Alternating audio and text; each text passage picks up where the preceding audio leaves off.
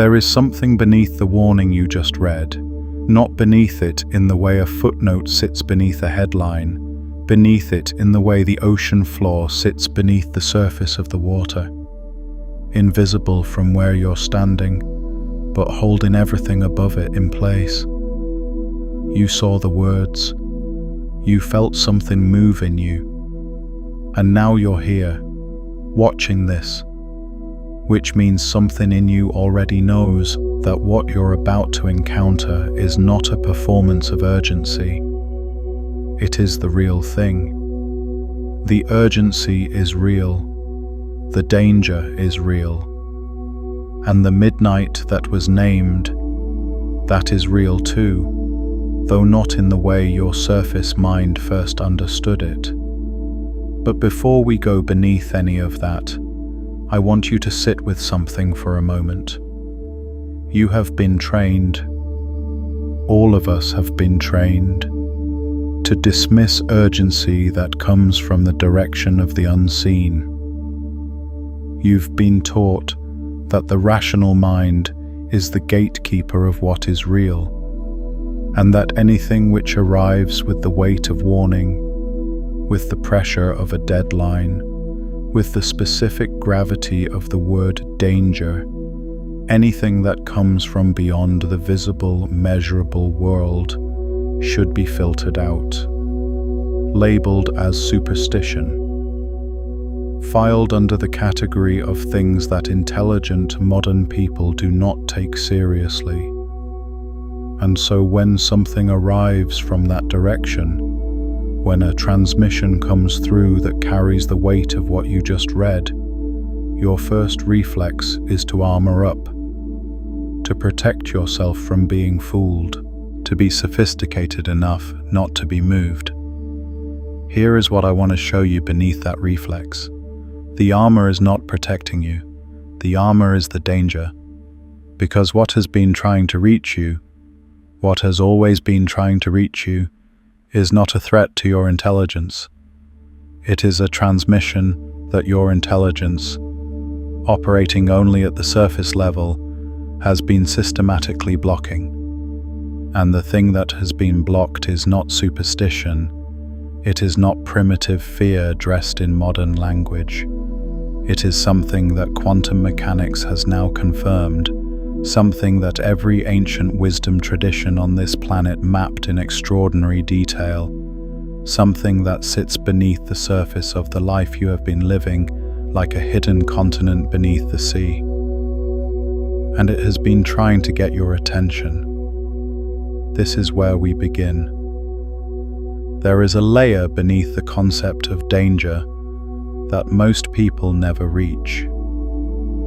The surface understanding of danger is simple. Something threatens your physical safety, your financial stability, your relationships, your reputation. You see the threat, you respond. That is the surface layer of danger, and it is real, and it matters. But beneath that layer, beneath the visible, measurable, rationally accessible category of danger, there is another kind. The ancient ones called it by many names. The Hebrews called it the moment of visitation, the moment when the divine moves through the world and something is required of you, and if you miss it, the window closes. The Hindus mapped it as karma's turning point, the precise moment in the unfolding of cause and effect where a single choice redirects everything that follows. The Sufis called it the moment of the heart's readiness, when the unseen world reaches toward the seen world, and the question becomes whether you are present enough to receive what is being offered. And quantum mechanics, stripped of its mathematics and examined at the level of what it actually reveals about the nature of reality, found the same thing. Let me show you what I mean. Beneath the surface of the world you can see and touch and measure. There is a quantum field. This is not metaphor. This is what physics found when it looked beneath matter. beneath the atoms, beneath the subatomic particles, beneath even the quarks. It found a field of pure potential, a field in which nothing is fixed, a field in which every possible outcome exists simultaneously until the moment of observation, until the moment of choice, until the moment of what physicists call collapse, when the wave of infinite possibility narrows into a single actual event. This is not a spiritual claim. This is what the equations describe, what the experiments confirm, what the double-slit experiment revealed in a way that should have permanently altered how humanity understands its place in the fabric of reality. But here is what most people do not know, because they stopped at the surface explanation. The collapse is not passive. The collapse is not something that happens to you. The collapse is something that you participate in. Your awareness, the quality of your attention, the orientation of your consciousness, the frequency at which your perception is operating. These are not separate from the quantum field. They are functions of it. You are not an observer standing outside reality, watching it unfold. You are a participant in the field itself, and the state of your awareness at any given moment is actively shaping which possibilities collapse into your actual experience. This is the layer beneath the surface of danger that no one told you about. Because if this is true, and the physics says it is, then the most dangerous thing that can happen to you is not an external threat. The most dangerous thing that can happen to you is a collapse of awareness, a narrowing of perception, a hardening of the lens through which you observe reality into a fixed, rigid, surface-only mode that can no longer receive the transmissions that are trying to reach you. And this is happening right now to most of the people alive on this planet. And it is what the warning is actually about. Now let me go deeper.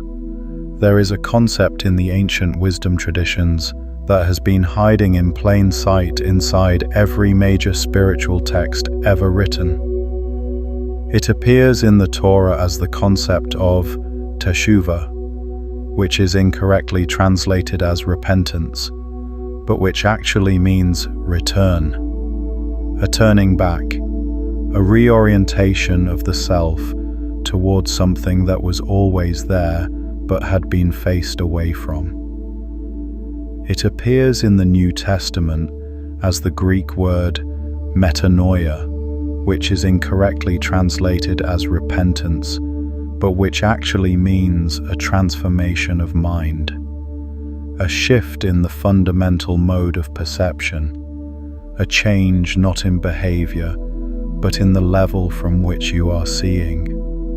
It appears in the Quran as the concept of tawbah, the turning of the heart.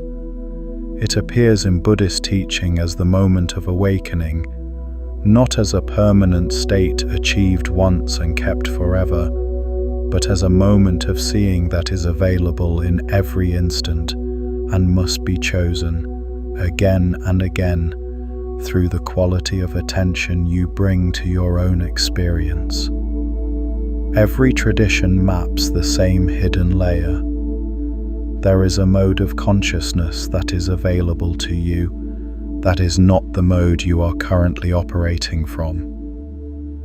And the gap between where you are and where you could be, the gap between the surface level of awareness and the depth of awareness that these traditions mapped, that gap is not a spiritual luxury.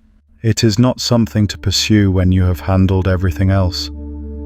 It is the most urgent thing in your life, because everything else, every decision you make, every relationship you enter, every opportunity you recognize or miss, every version of your future that collapses from the field of possibility into your actual lived experience.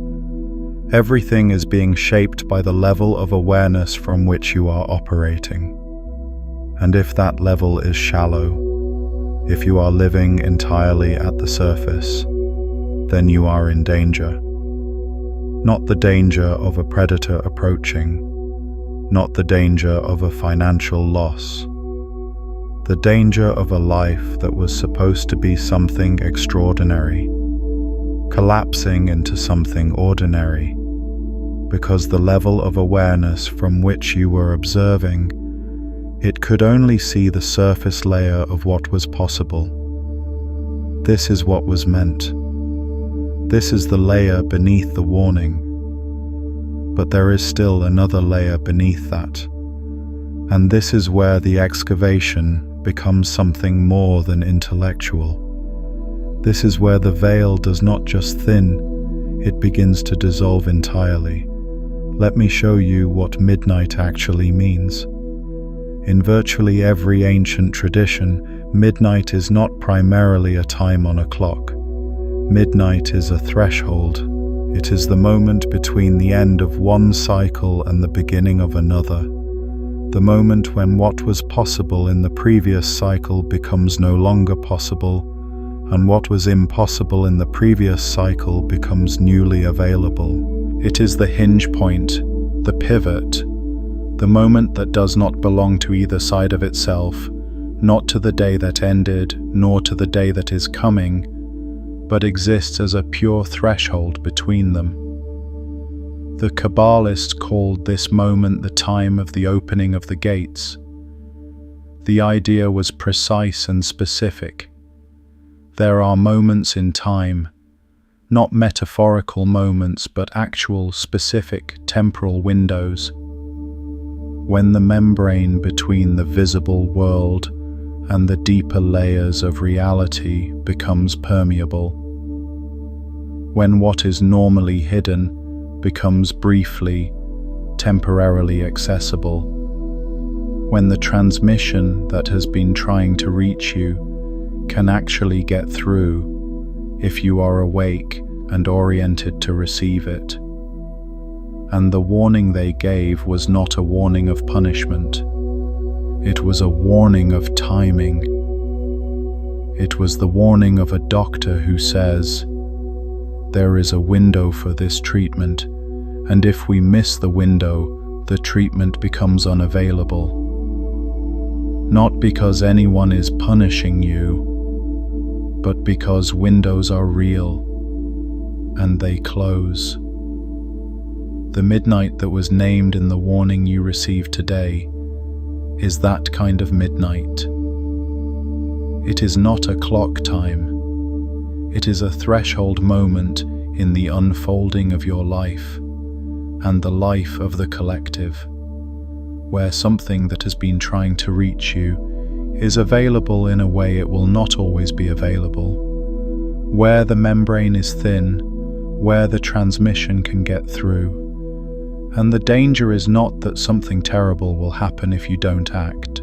The danger is that something extraordinary will not happen. That the collapse of the quantum field of your life will continue at the level of surface possibility rather than dropping into the depth of what was actually available to you. That is the danger. And it is real. But there is a layer beneath that understanding of midnight that most people never reach, because midnight is not just a threshold between days. In the deeper cartography of the ancient traditions, midnight is the threshold between selves.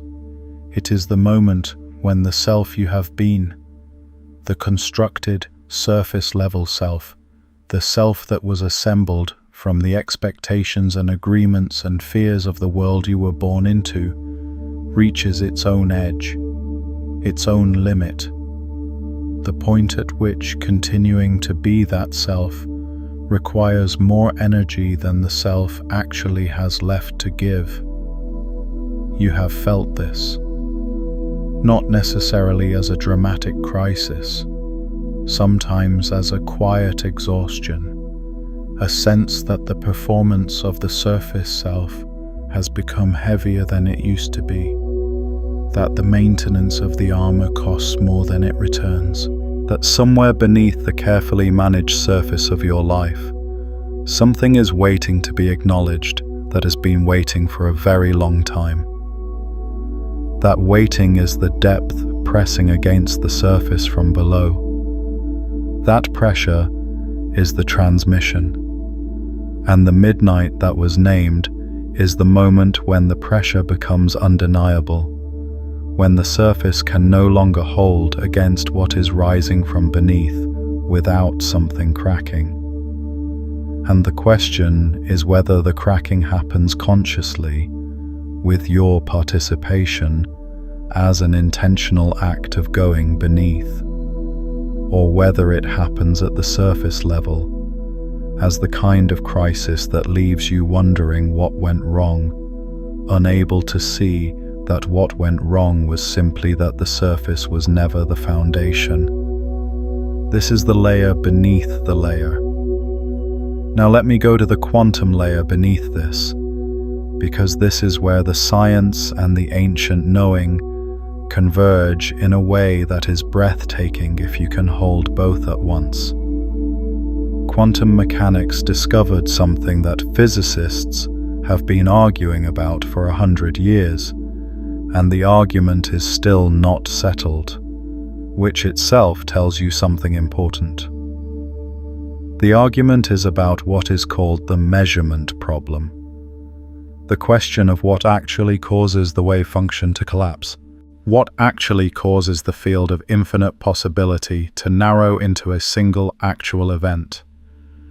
The Copenhagen interpretation, the dominant framework for most of the 20th century, said that the wave function collapses upon measurement, upon observation, but it left a crucial question unanswered. What counts as an observation? Does a machine count?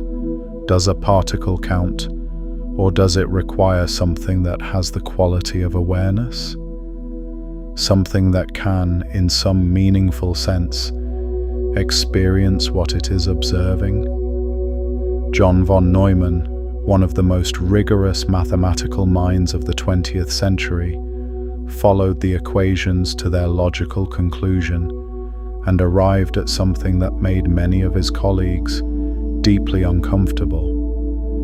He concluded that the chain of physical causation, the cascade of interactions that leads from quantum event to classical outcome, could only be terminated by something that was not itself a physical system, something that stood outside the chain, something that, in his precise mathematical language, he called the abstract ego, what you and I might call consciousness, awareness, the observer that is not itself an object. Eugene Wigner, another physicist of extraordinary rigor, extended this further. He proposed what became known as Wigner's friend, a thought experiment that pointed to the possibility that consciousness itself plays a fundamental role in the collapse of quantum possibility into physical reality. And then there is the work of physicist David Bohm, who proposed something even more radical, that beneath the surface of quantum mechanics, beneath even the wave function and its collapse, there is what he called the implicate order, a deeper layer of reality in which everything is enfolded into everything else, a layer in which what appears to be separate objects in the explicate, visible world are actually expressions of a single, undivided wholeness that exists at a level of reality the surface cannot show you.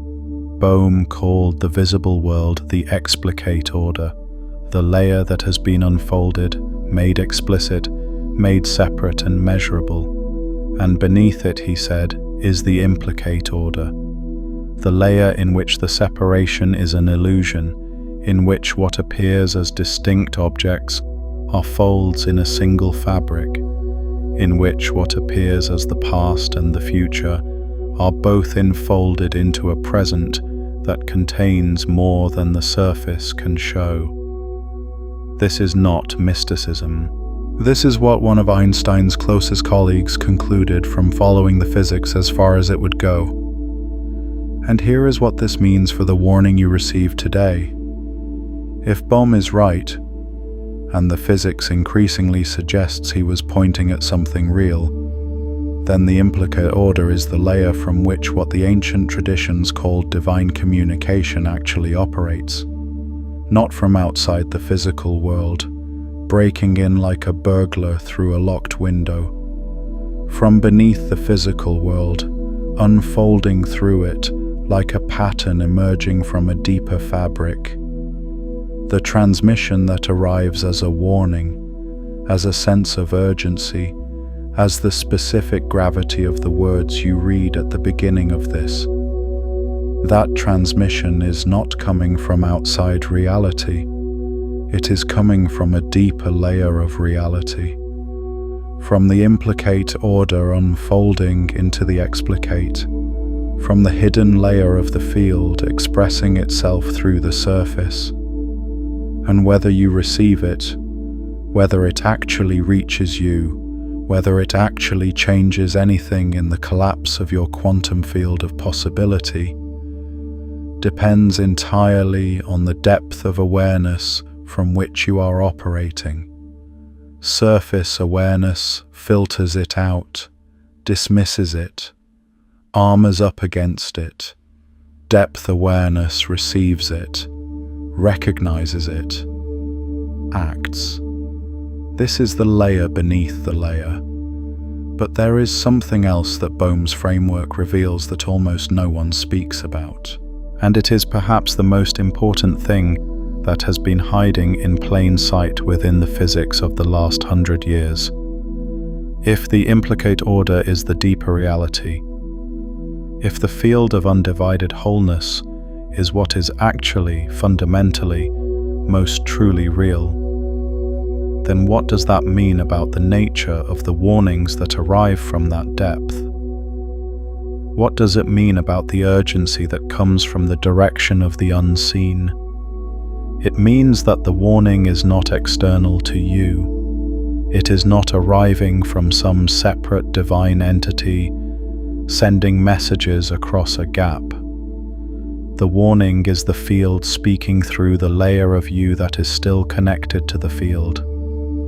It is the implicate order expressing itself through the fold in the fabric that is your consciousness. It is the depth of reality using the depth of you to communicate with the surface of you. The gap is not between you and the divine. The gap is between the surface of you and the depth of you. And the midnight is the moment when that gap becomes undeniable. What we have uncovered here, the quantum stratum beneath the surface, where Bohm's implicate order and the ancient cartography of every tradition converge, is only one layer of a descent that goes all the way down to what you were before the conditioning began. The complete excavation, with practices at each depth designed to shift your awareness permanently, is available in the description below for those who are ready to continue past where this transmission ends. I want to pause here and ask you something. Has there been a moment in your own life when you saw through an illusion you had been living inside? A truth that was hidden in plain sight until you were suddenly ready to see it? Drop it in the comments. What you name there may be exactly what someone else has been sensing beneath the surface, but couldn't yet articulate. But there is still one more layer beneath that, and it is the one that changes everything. Let me tell you about a man named Elias. Elias lived in a city that had been built on the ruins of an older city, which had been built on the ruins of an older city still. 3 layers of civilization, stacked one atop the other, each believing itself to be the first, each walking on the surface of something it could not see. Elias was an architect. He designed buildings. He understood structure. He was good at looking at what was visible and making it more functional, more beautiful, more stable. He was not the kind of man who looked beneath things. One morning, Elias received a letter. The letter was not from anyone he knew. It had no return address. It contained a single sentence. What you are building is on the wrong foundation. Investigate before you continue. Elias's surface mind had many responses to this letter.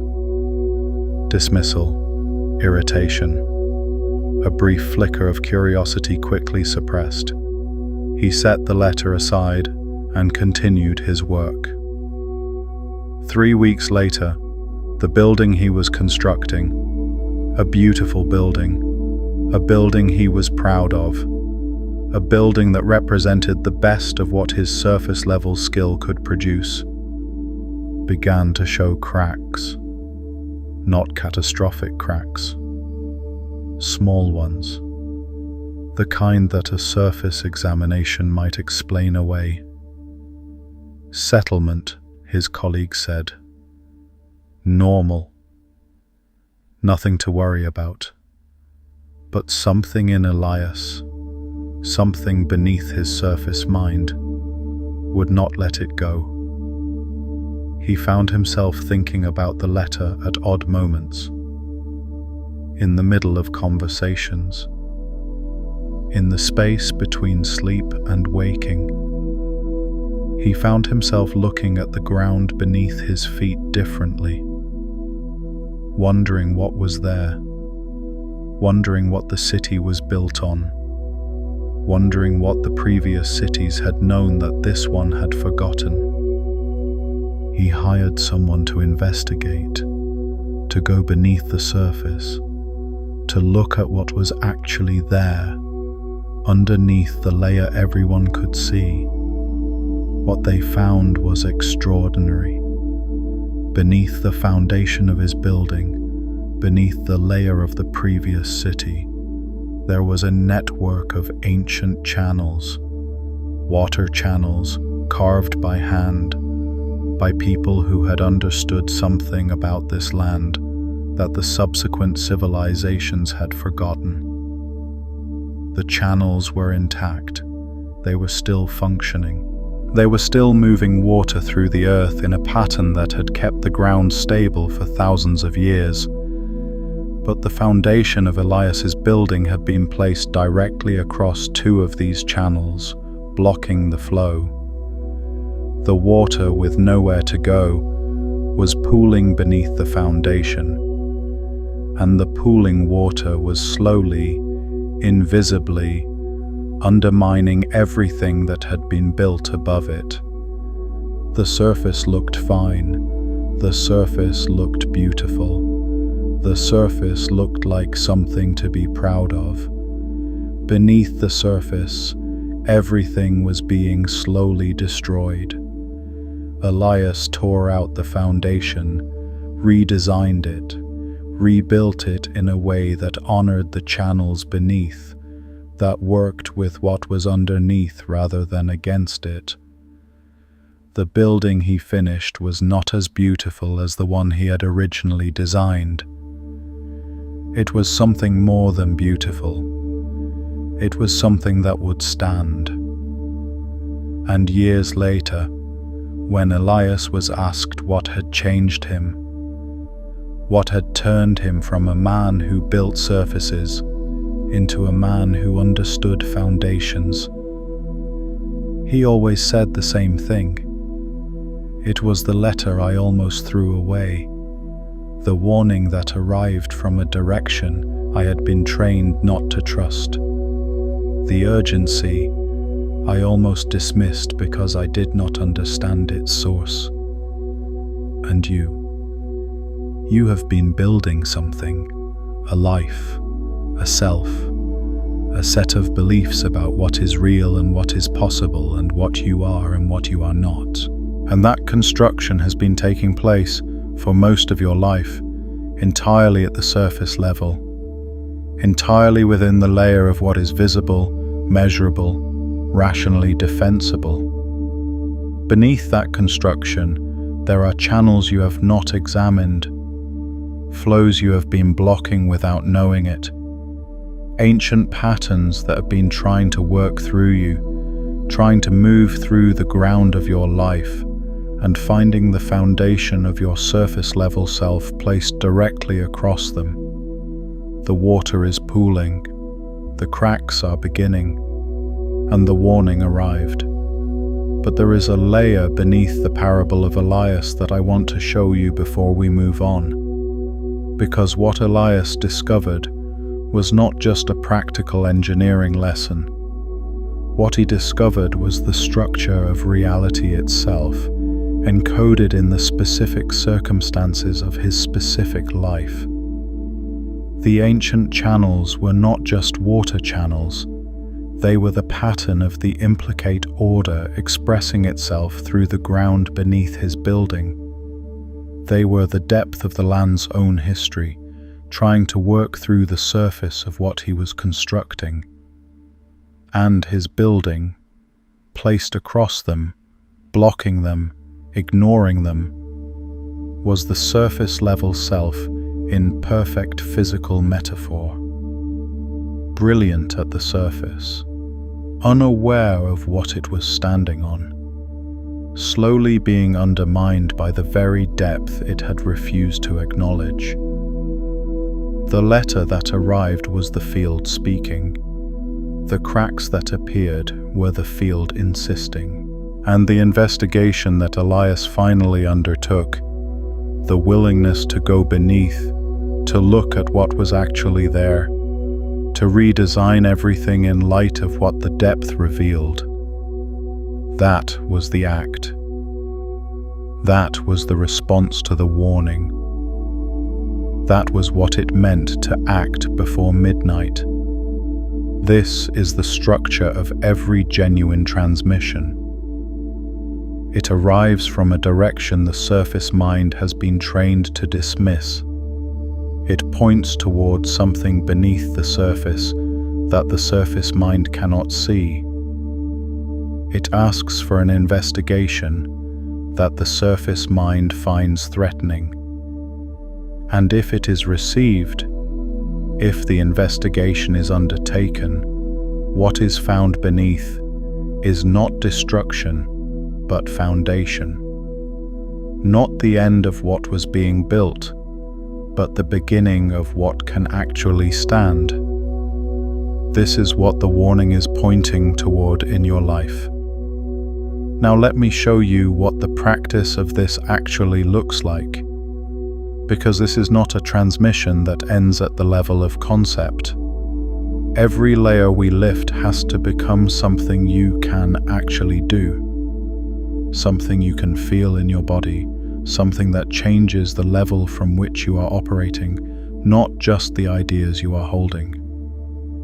Here is what I want you to do right now. Think of the thing in your life that has been generating the most urgency. Not the urgency that comes from external pressure, not the deadline at work, not the bill that needs to be paid. The urgency that comes from inside, the thing you keep almost addressing and then not addressing, the thing that wakes you up at odd hours, the thing that has been trying to get your attention through the cracks in your surface-level busyness. You know what it is. You've known for a while. Now, instead of looking at it from the surface level, which will generate either anxiety or the familiar numbness that comes from having looked at it too many times without going deeper, I want you to do something different. I want you to ask, what is beneath this? Not what should I do about this? Not how do I fix this? Not why is this happening to me? But what is beneath this? What is this the surface expression of? What deeper pattern? What deeper truth? What deeper invitation is this thing pointing toward? And then, and this is the critical part, I want you to be still enough to receive the answer that comes from beneath your thinking mind, because the thinking mind operates at the surface level. It is brilliant at the surface level. It can analyze and categorize and problem solve at the surface level with extraordinary precision.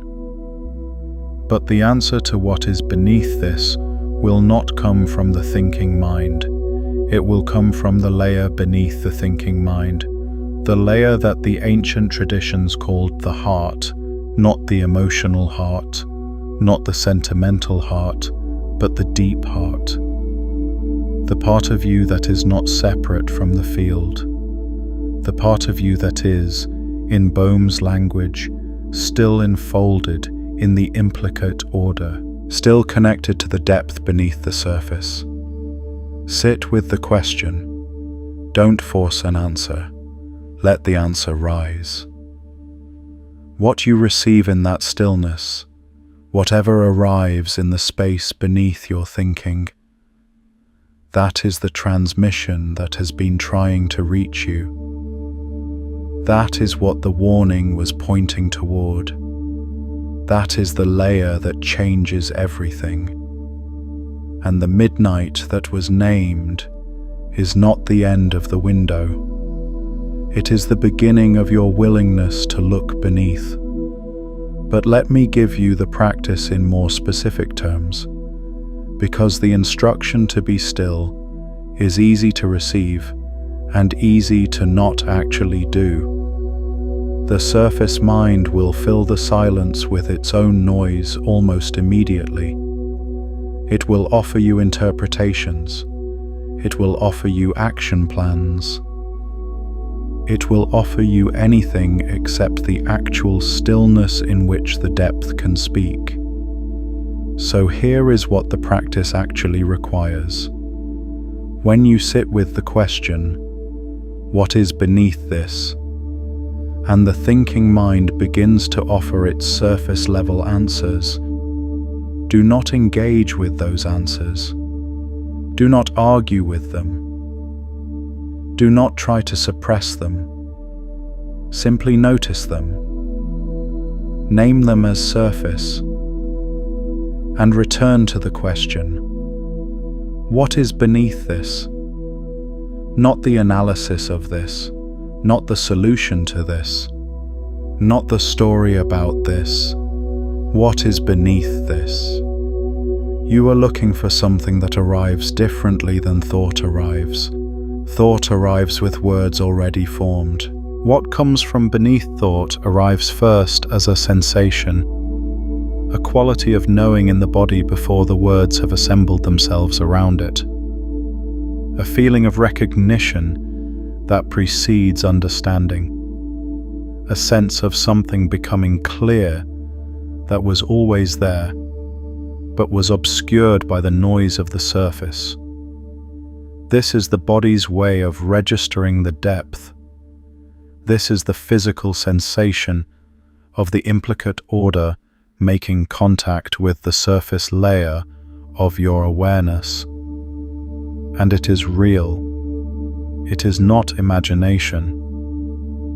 It is perception, a form of perception that the culture has systematically devalued because it cannot be measured by the instruments that the surface level has built to measure surface level things. Trust what arrives in that stillness, not blindly, with discernment, but trust it enough to stay with it, to let it develop, to let the wordless knowing gradually find its words without forcing the words to come before the knowing is ready. What arrives there is the transmission. What arrives there is what the warning was pointing toward. What arrives there is the layer beneath the layer. And the midnight that was named is the moment when you are willing to sit in that stillness long enough to receive it. Now let me show you what the ancient ones discovered about the relationship between this kind of stillness and the structure of time itself, because this is a layer that almost no one has examined, and it changes everything about how you understand the urgency of this moment. We experience time as linear, past behind us, future ahead, present as the thin moving line between them.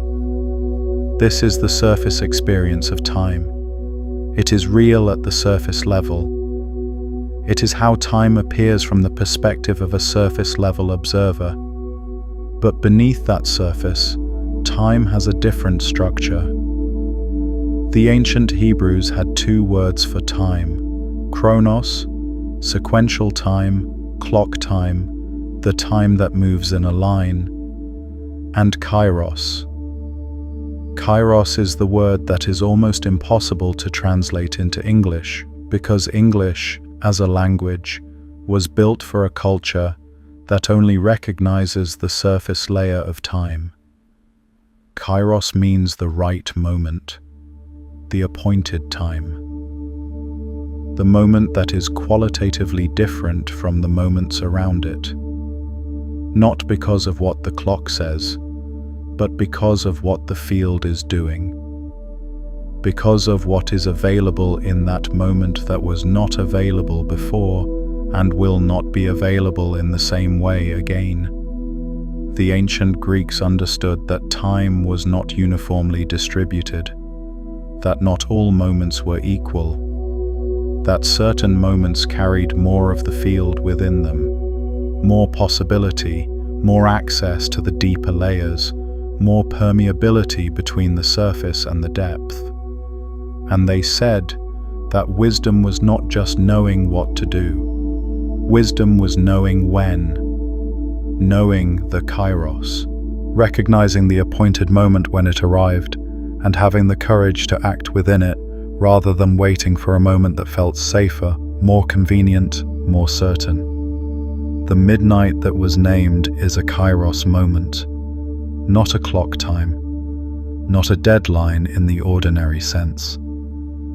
A qualitative threshold in the unfolding of your life, where the membrane between the surface and the depth is thinner than it usually is, where what has been trying to reach you from the deeper layers can actually get through, where the collapse of the quantum field of your possibilities can happen from a level of depth that it cannot always access. This is not a moment to be cautious about. This is not a moment to approach with the armor of sophisticated skepticism.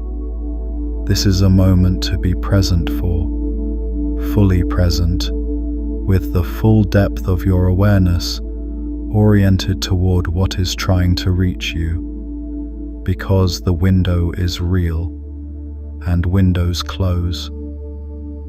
But there is a layer beneath the concept of kairos that the Greek tradition itself did not fully excavate, and it is the layer that connects the ancient understanding of appointed time to the quantum understanding of wave function collapse, in a way that should stop you completely.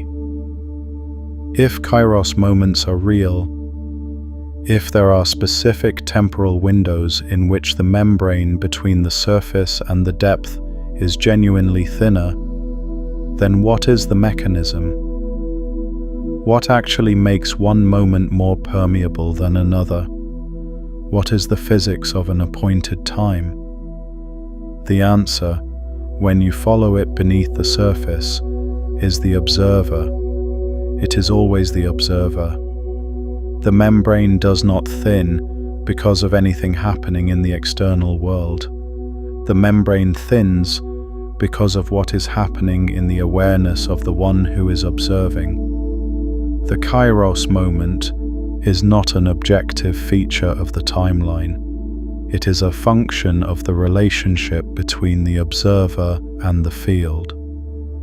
It is the moment when the observer's awareness has been prepared by everything that has happened up to that point, by every crack in the surface that has let a little light through, by every transmission that has been received even partially, to receive what the field has been trying to transmit. The kairos is not given to you from outside. The kairos is created by the depth of your own readiness.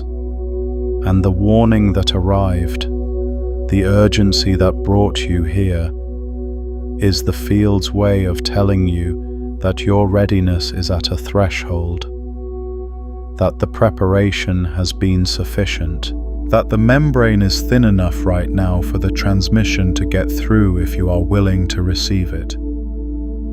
The midnight is now because you are ready now, not because a clock says so, because the depth of you has been preparing the surface of you for this moment, and the moment has arrived.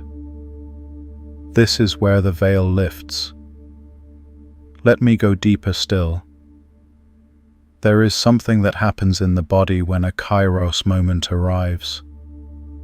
Something that your surface mind will often try to explain away, but which is actually a form of perception, a form of knowing that operates at a level beneath rational analysis.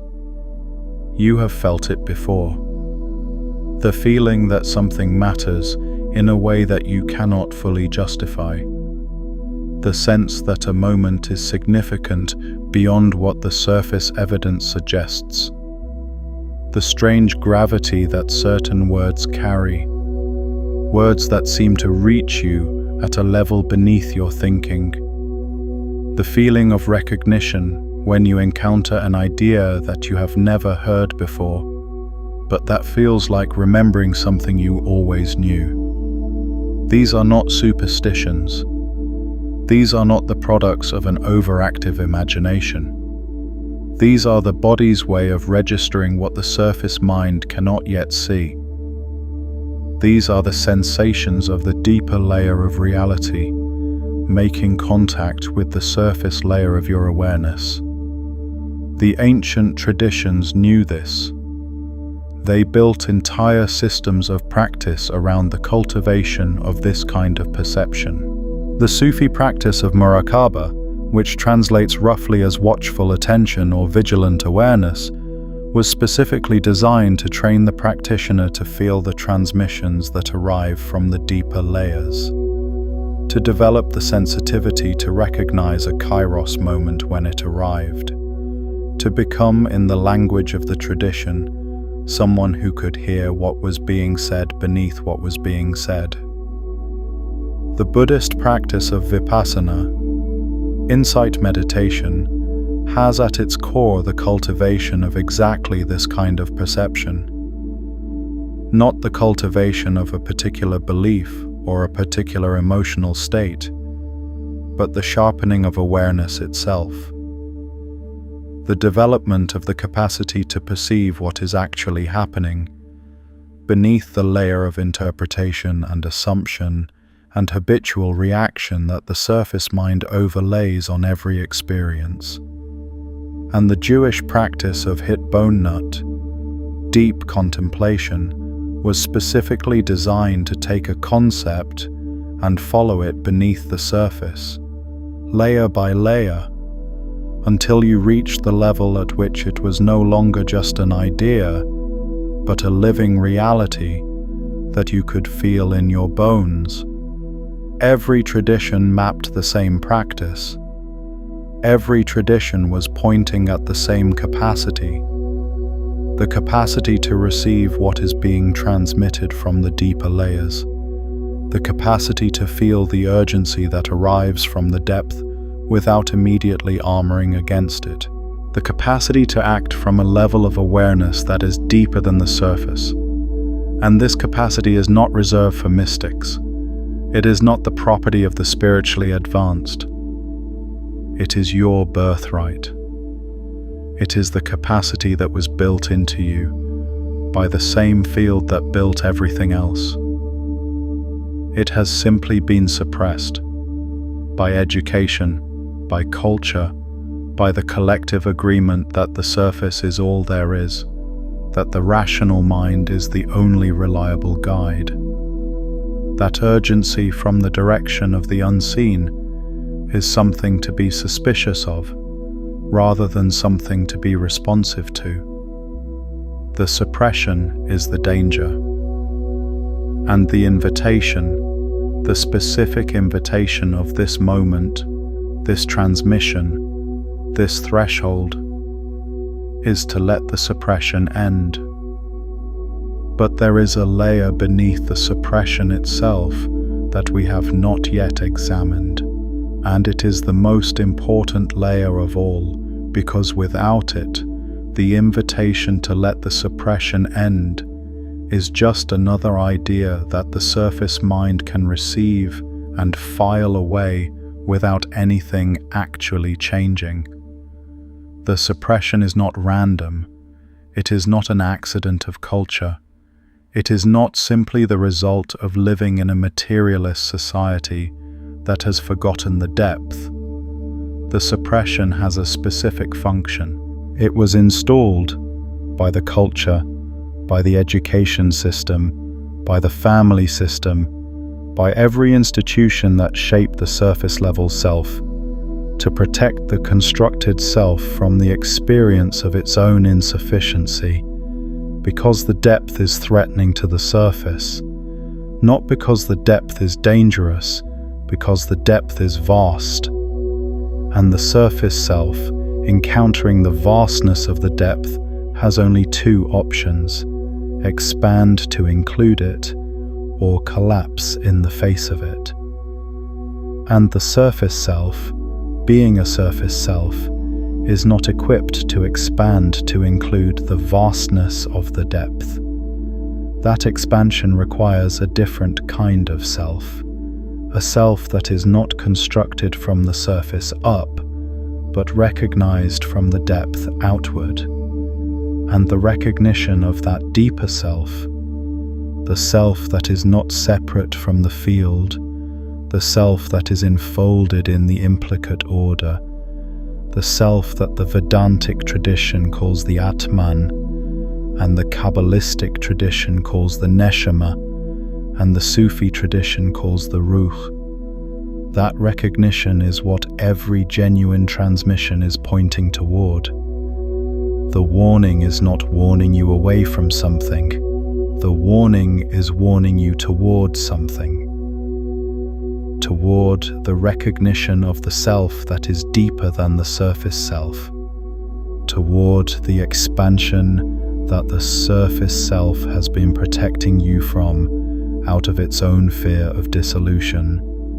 But the dissolution is not the end of you. The dissolution is the end of the surface layer of you. And what remains, what was always there beneath the surface, is more real, more alive, more capable, and more connected to the field of infinite possibility than anything the surface self could construct.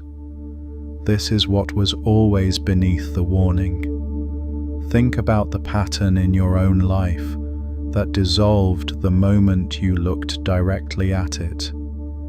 The illusion that held its shape only as long as you looked away. What was beneath it when you finally looked? Leave that in the comments. These are the kinds of revelations that strengthen the collective ability to see through the surface. And what you share may be the exact thing someone else is standing at the edge of right now. Now let me show you what happens when someone does look directly. When someone receives the transmission and acts. There is a woman named Miriam who had spent 40 years building what the surface world recognizes as a successful life. Career, family, stability, a carefully constructed identity that she wore like a well-fitting coat. She was not unhappy. She was not in crisis. She was, by every surface measure, doing well. But there was something beneath the surface of her success that she had been avoiding for so long that she had almost forgotten it was there. It had started as a feeling, a persistent low-grade sense that something in her life was not quite aligned, that the life she was living was a slightly wrong version of the life she was supposed to be living.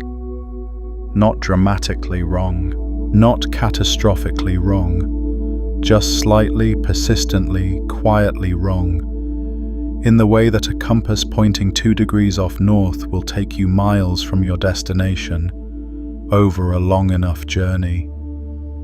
She had learned to manage this feeling, to explain it away, to redirect her attention to the surface where everything looked fine, where the evidence of her success was visible and undeniable.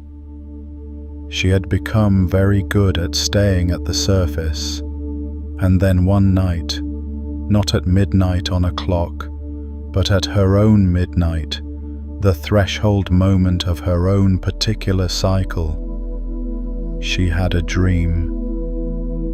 In the dream, she was in a house she recognized as her life. It was beautiful. It was well furnished. It was everything the surface of a life should be. But in the dream, she noticed something she had never noticed before.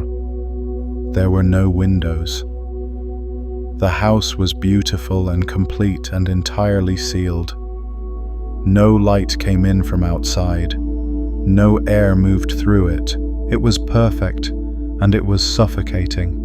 And in the dream, she walked to what she thought was a wall, and pushed, and the wall swung open. It had been a door all along, she just hadn't known it was a door. And outside was a landscape so vast and luminous and alive that she stood in the doorway unable to move, unable to speak, overwhelmed by the contrast between what she had been living in and what had been there all along, just on the other side of what she had been treating as a wall. She woke up and she knew, not with her thinking mind, which immediately began trying to explain the dream away, but with the part of her that operates beneath the thinking mind. She knew that the dream was not about a house. It was about the level of reality she had been living in. The surface level. The sealed, beautiful, airless surface level that she had been mistaking for the whole of what was available to her. And she knew that the door was real, not a metaphor, an actual threshold she could actually cross, and that crossing it would require something her surface-level self was terrified of: the willingness to let the surface be insufficient, the willingness to admit that the beautiful, well-constructed surface of her life was not the foundation, but the thinnest, outermost layer of something with infinite depth. She began to look beneath. It took time. It took the willingness to sit with what she found beneath the surface, the grief she had bypassed, the callings she had dismissed, the version of herself that had been waiting beneath the constructed self for 4 decades. It was not comfortable. The layer beneath the surface never is, at first, because the surface was constructed specifically to protect you from the discomfort of the depth. But beneath the discomfort was something she had not expected, something that the surface, in its sealed perfection, had been keeping her from.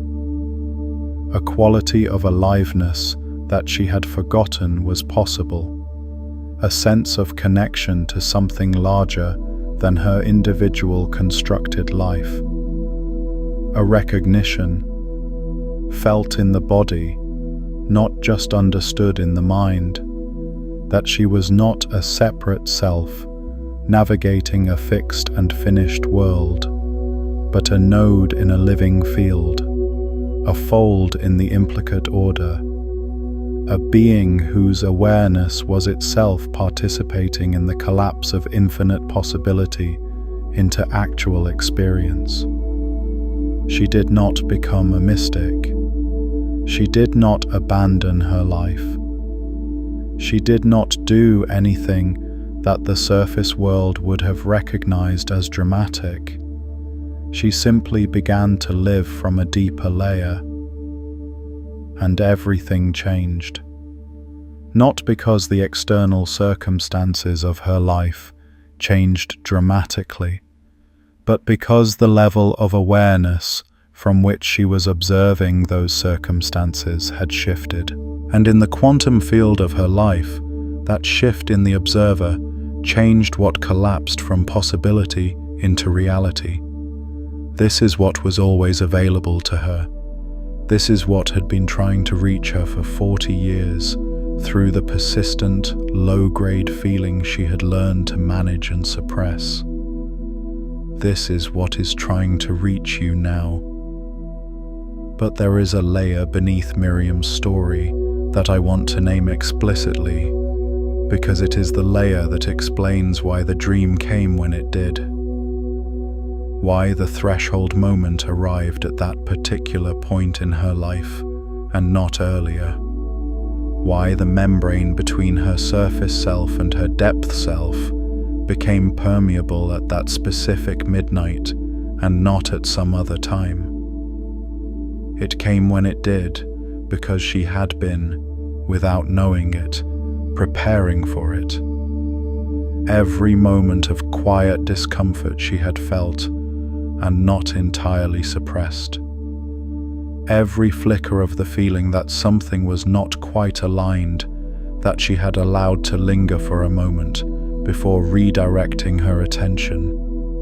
Every crack in the surface that she had not immediately plastered over.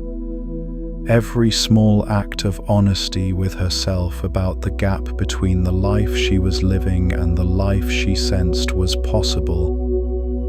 All of it had been accumulating, building, preparing the ground. The dream did not arrive from nowhere. The dream arrived from the depth of her own accumulated readiness. The field had been waiting for the surface to become permeable enough to receive what the depth had been trying to transmit for decades. And the accumulated weight of all those small moments of almost honesty had finally thinned the membrane enough for the transmission to get through. This is how it works. This is the mechanics of the Kairos moment. The preparation happens beneath the surface, out of sight of the surface mind, through the accumulation of every moment in which you were even slightly more honest with yourself than the armor would have preferred. And then the moment arrives, the threshold, the midnight, when the preparation is sufficient and the transmission can get through. And the only question is whether you are awake enough to receive it when it arrives. The danger is not that you will miss the message. The danger is that you will receive it and still not act, that you will feel the truth of what is being transmitted in this moment. Feel it in the body. Feel it in the part of you that operates beneath the thinking mind. And then let the surface mind talk you out of it. Let the armor of sophisticated dismissal reassemble itself around the opening that this moment created. That is the danger, and it is real, and the midnight is now. Now let me go to the deepest layer, the one that was hidden beneath everything else we have uncovered together. There is a concept in the Kabbalah called the Tzimtzum. It is one of the most profound ideas in the entire history of human thought. and it has been hiding in plain sight, inside a tradition that most people have never examined. The Tzimtzum is the teaching that the first act of creation was not an expansion, but a contraction, that the infinite, what the Kabbalists called Ein Sof, the without end, the boundless, contracted itself to make space for the finite world to exist. Think about what this means. The infinite did not pour itself outward into creation.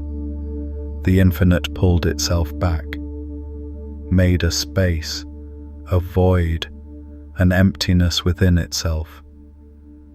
And into that emptiness, into that space that the infinite had made by temporarily concealing its own presence, the finite world came into being. The concealment was the condition of creation. The hiding was what made the world possible. And here is the layer beneath that. The world you inhabit, the visible, measurable, surface-level world, is not the place where the infinite is absent.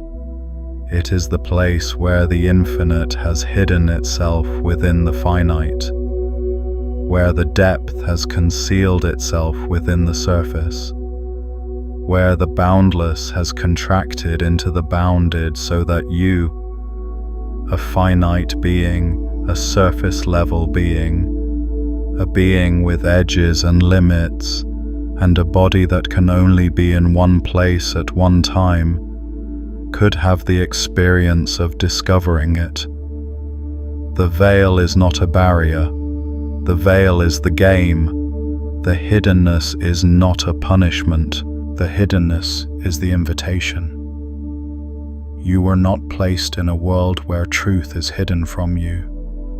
You were placed in a world where truth is hidden within you, within the surface of things, within the ordinary, within the visible, so that the act of discovering it, the act of lifting the veil, the act of going beneath the surface, would be the thing that transforms you. This is what every wisdom tradition was trying to tell you.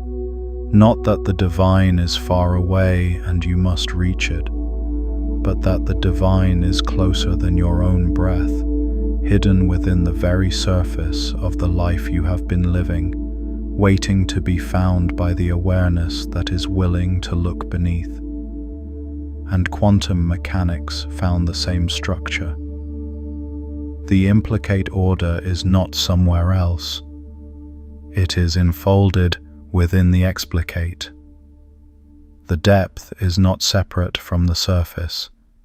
The depth is hidden within the surface, waiting to be unfolded by the act of observation that goes beneath the obvious.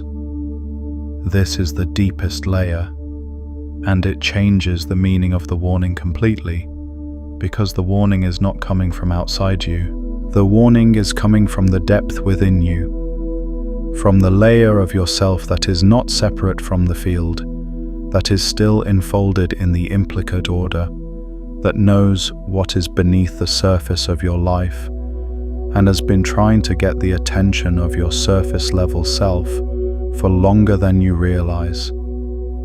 The danger is not that something external is going to harm you.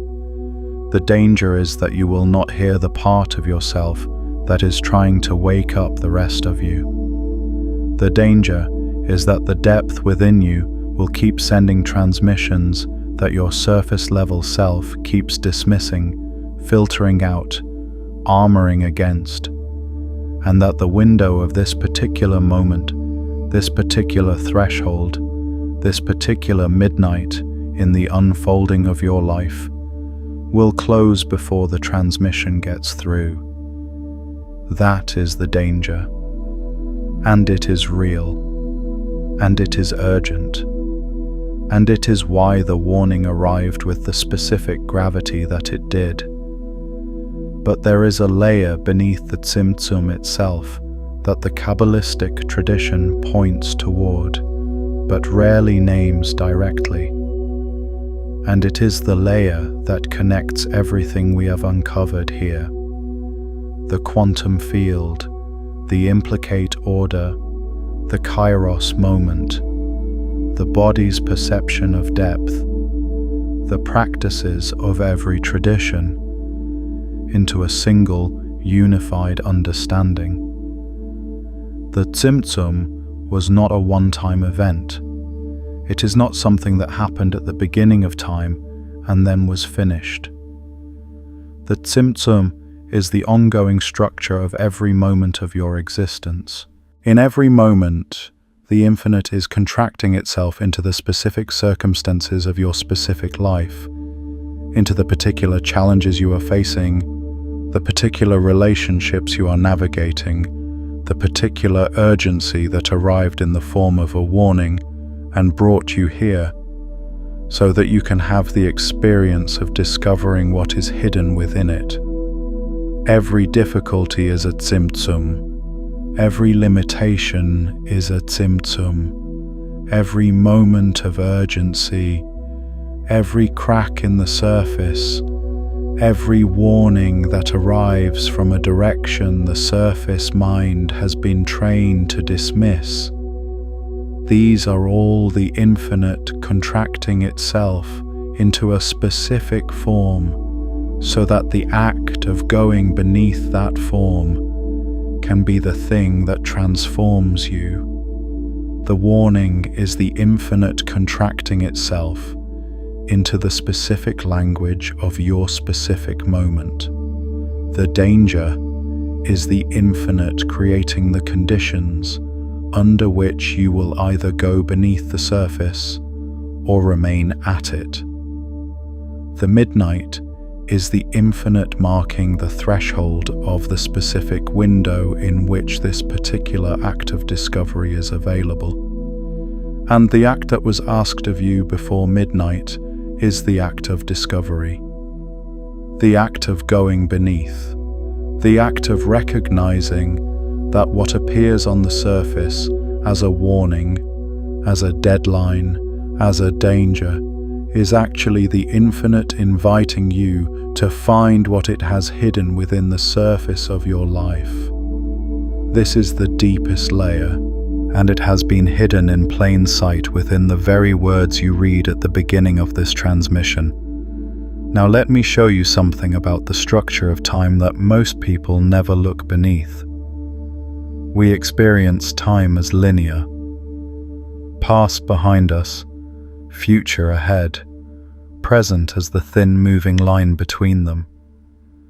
This is the surface experience of time. It is real at the surface level. It is how time appears from the perspective of a surface level observer. But beneath that surface, time has a different structure. The ancient Hebrews had two words for time: chronos, sequential time, clock time, the time that moves in a line, and kairos. Kairos is the word that is almost impossible to translate into English, because English as a language was built for a culture that only recognizes the surface layer of time. Kairos means the right moment, the appointed time, the moment that is qualitatively different from the moments around it, not because of what the clock says, but because of what the field is doing, because of what is available in that moment that was not available before and will not be available in the same way again. The ancient Greeks understood that time was not uniformly distributed, that not all moments were equal, that certain moments carried more of the field within them, more possibility, more access to the deeper layers, more permeability between the surface and the depth. And they said that wisdom was not just knowing what to do, wisdom was knowing when, knowing the kairos, recognizing the appointed moment when it arrived, and having the courage to act within it, rather than waiting for a moment that felt safer. more convenient, more certain.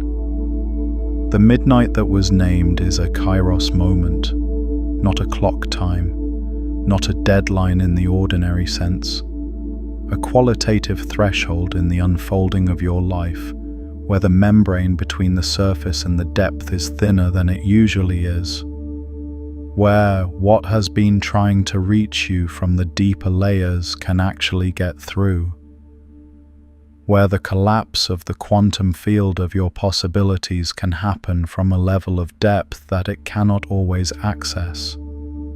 This is not a moment to be cautious about. This is not a moment to approach with the armor of sophisticated skepticism. This is a moment to be present for, fully present, with the full depth of your awareness oriented toward what is trying to reach you, because the window is real, and windows close. Now let me show you the deepest layer of all, the one that was hidden beneath everything else. There is a teaching in the Vedantic tradition that describes two modes of existence.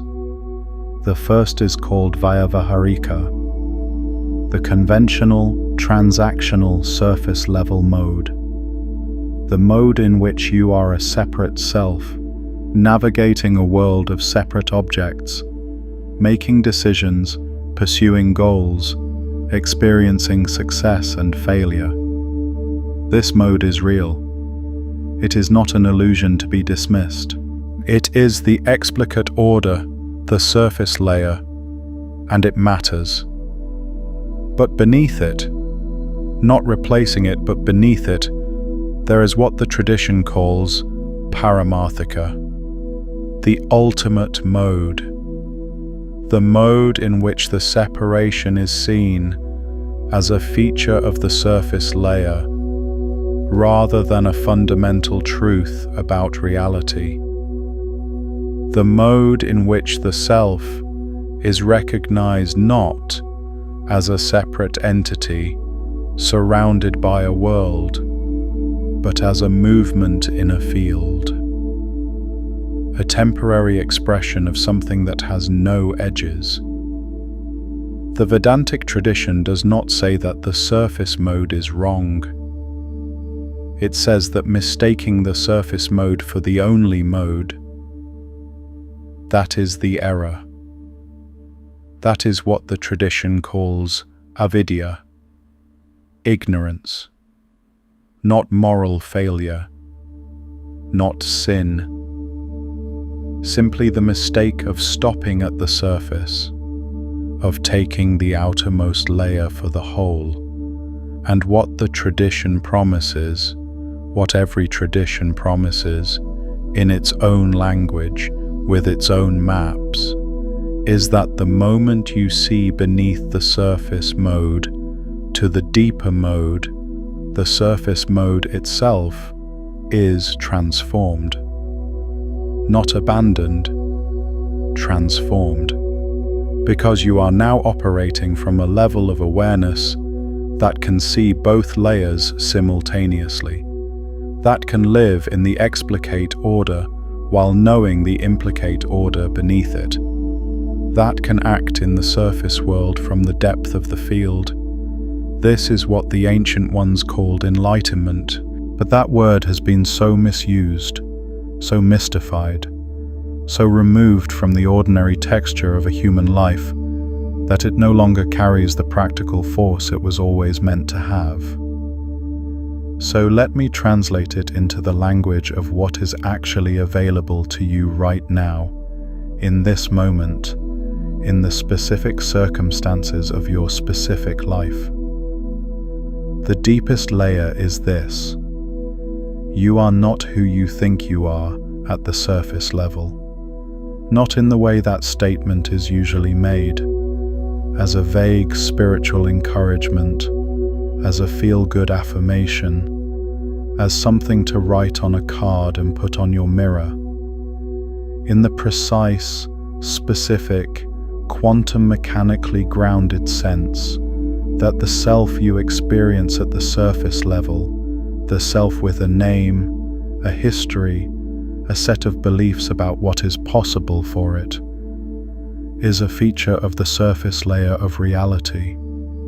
It is real at that level, but it is not the deepest truth about what you are. Beneath that self, there is a layer of you that is not separate from the field, that is not separate from the depth, that is not separate from what every tradition has called, in its own language, the divine. Not because you are divine in some grandiose, ego-inflating sense, but because the boundary between you and the field, the boundary that the surface self experiences as the edge of itself, is not a fundamental feature of reality. It is a feature of the surface layer of reality.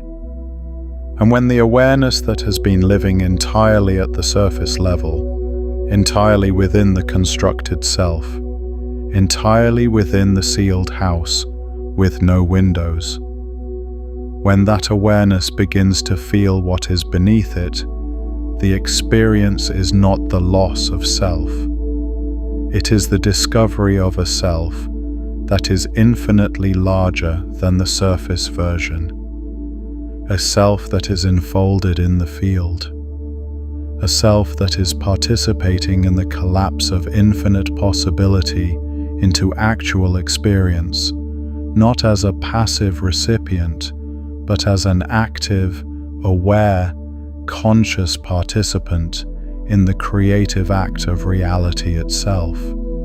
This is what was always beneath the surface of you.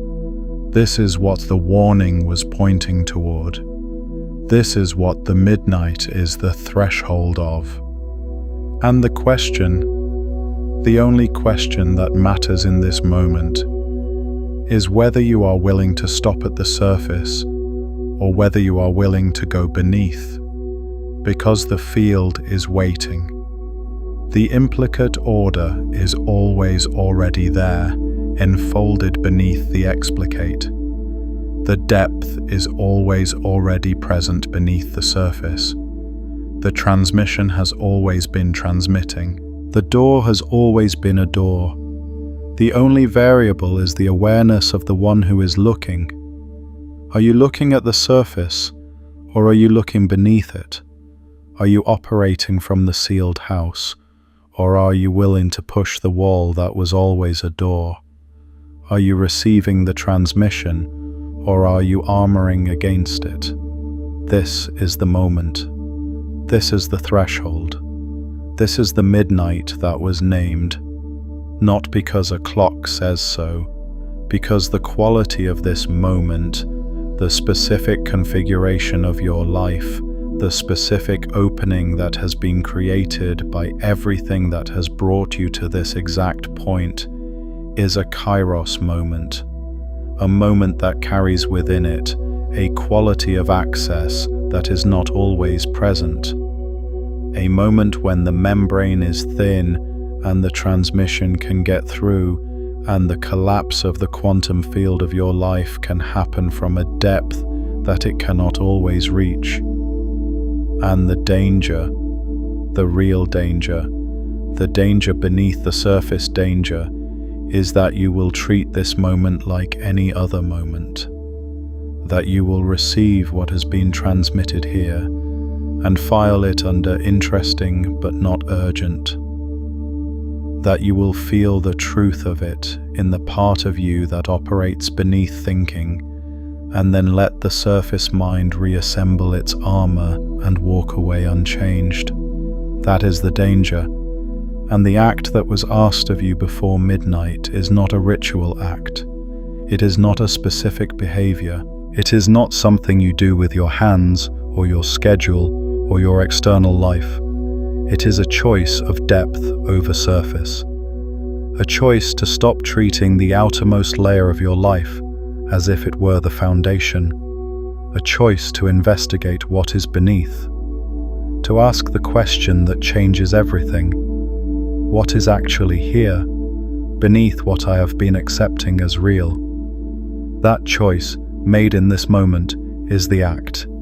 and it is available to you right now, not after you have handled everything else, not when you feel more ready, not when the circumstances of your surface life are more conducive. Now, in this moment, at this threshold, before the quality of this particular opening shifts and the membrane thickens again, and the transmission becomes harder to receive. The veil is thin right now, thinner than it usually is, and you can feel it. Not with your thinking mind, but with the part of you that is still connected to the field. You can feel the thinness of it, the proximity of the depth to the surface. The sense that something is available right now that is not always available. That feeling is not your imagination. That feeling is perception. The body's way of registering what the surface mind cannot yet see.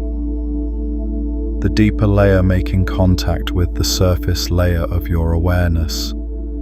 Trust it, not blindly, not without discernment, but trust it the way Elias eventually trusted the letter that arrived from a direction he had been trained not to trust. The way Miriam eventually trusted the dream that showed her the door in the wall she had been treating as solid. The way every person who has ever gone beneath the surface of their life trusted the transmission that arrived from the depth before they had rational justification for doing so.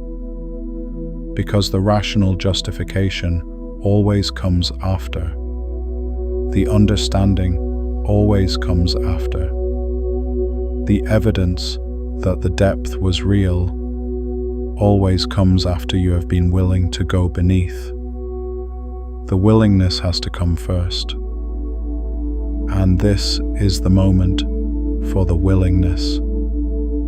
I want to ask you something now. Something I want you to sit with. Not just in your mind, but in your body. In the part of you that knows things before the thinking mind has caught up. What is the layer of your life that you have been refusing to look beneath? Not the surface layer, not the visible, manageable, rational layer. The layer beneath that.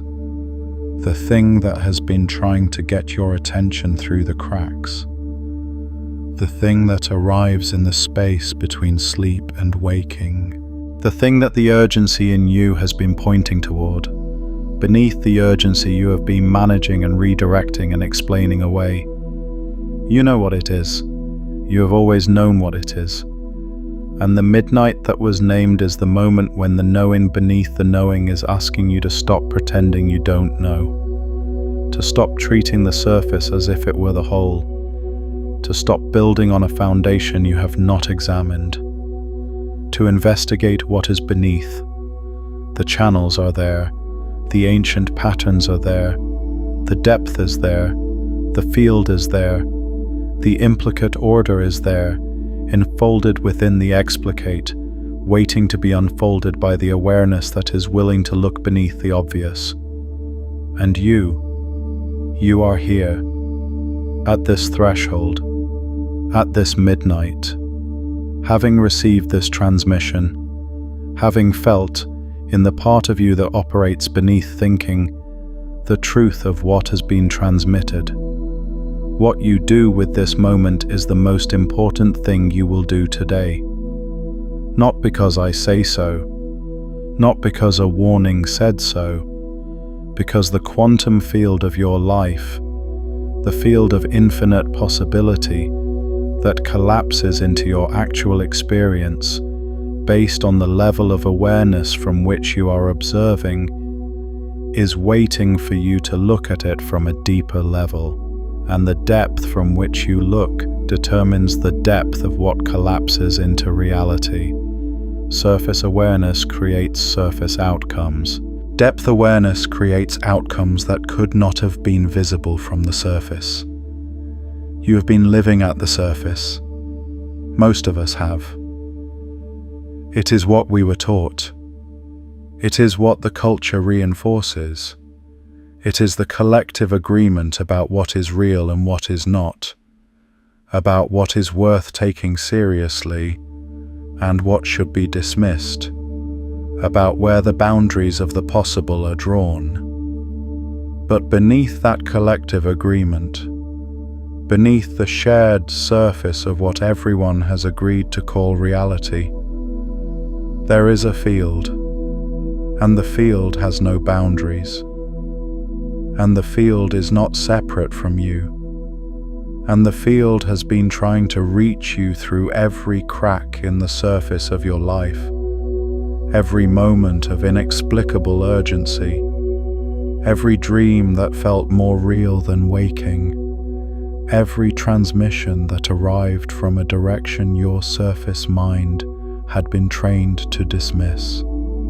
This is one of those transmissions, and the veil is thin right now, and the midnight is now, and the act that was asked of you is the act of depth, the act of going beneath, the act of choosing, in this specific moment, to be someone who does not stop at the surface of their life, someone who is willing to investigate what is beneath, someone who trusts the transmission that arrives from the deeper layers, someone who has heard the warning and understood what it was actually warning about. Not the danger of an external threat, the danger of a life unlived at depth, the danger of infinite possibility collapsing into surface outcomes because the awareness from which it was being observed never went beneath the obvious. The danger of the sealed house, the danger of the foundation placed across the ancient channels, the danger of the letter thrown away. You are here because something in you already knows this, because the part of you that operates beneath the thinking mind has been trying to get the attention of the part of you that manages the surface, because you have always sensed that there was more beneath the surface of your life than the surface could show you. You were right. There is more, infinitely more, and it has been here all along, hidden in plain sight, hidden within the surface of the ordinary life you have been living, waiting for the awareness that is willing to look beneath. The veil is thinner than you think, and now you can see through it. What has been revealed in this transmission cannot be re-hidden. You have gone beneath the surface of the warning and found what the warning was actually about.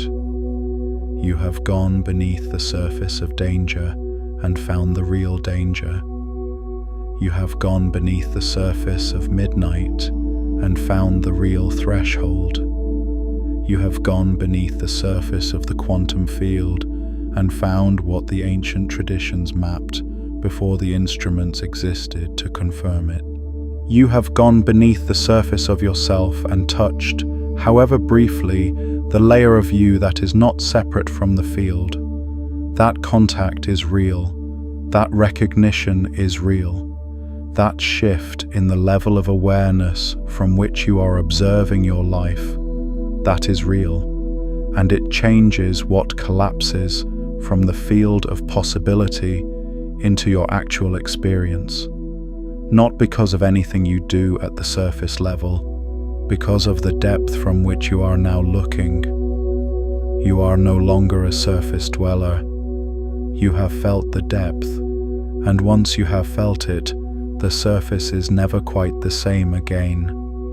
It becomes what it always was, not the whole of reality, but the outermost expression of something with infinite depth, not the foundation, but the thinnest layer above the foundation. Not the truth, but the surface of the truth, with the truth itself hidden within it, waiting to be found by the awareness that is willing to look beneath. If this transmission has moved something in you, return to it. The early hours of the morning, before the surface noise reassembles itself, or the last moments before sleep, when the membrane between the layers is naturally thinner, those are the moments when a second watching will take you even deeper than this one did.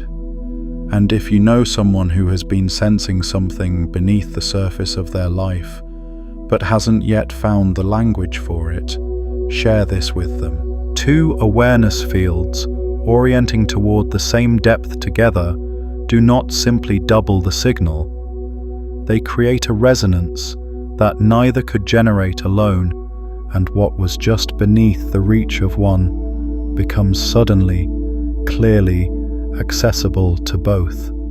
If this transmission has reached you at the level it was designed to reach, take a moment to like this video and subscribe. There is more depth waiting in what comes next, and you will want to be here when it arrives. Welcome to what was always beneath everything. The field is waiting, the depth is here, the transmission is ongoing, and the only question that has ever mattered, is the depth from which you choose to receive it. Go beneath the surface. That is the act. That is the answer to the warning. That is what was meant by before midnight. The midnight is now. The threshold is here. And you are standing at the door that was always a door, feeling the landscape on the other side, vast and luminous and alive. And the only thing left is the willingness to step through. Step through. The veil dissolves the moment your awareness is ready to see through it. And you are ready. You have always been ready. You just needed to look beneath the surface long enough to remember it.